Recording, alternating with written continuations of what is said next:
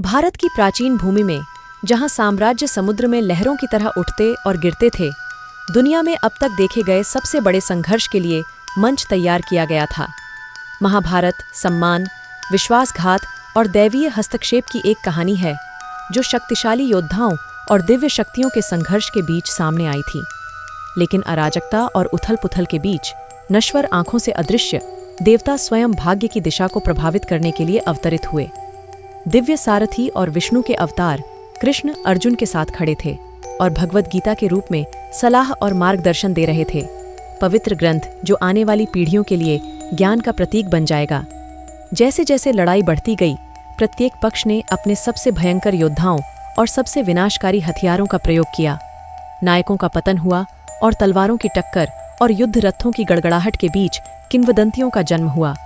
लेकिन यह केवल नश्वर शक्ति नहीं थी जिसने संघर्ष के परिणाम को निर्धारित किया। वास्तविकता के पर्दे के पीछे अच्छे और बुरे की लौकिक ताकतें वर्चस्व के संघर्ष में भिड़ गईं।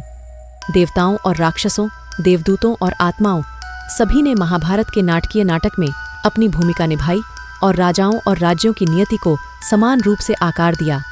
अंत में यह सेनाओं की ताकत या योद्धाओं का कौशल नहीं था जिसने विजेता का फैसला किया, बल्कि दैवीय इच्छा थी जो सभी चीजों के माध्यम से चली गई, जिसने इतिहास के टेपेस्ट्री को रहस्य और देवताओं की शक्ति के धागों से बुना।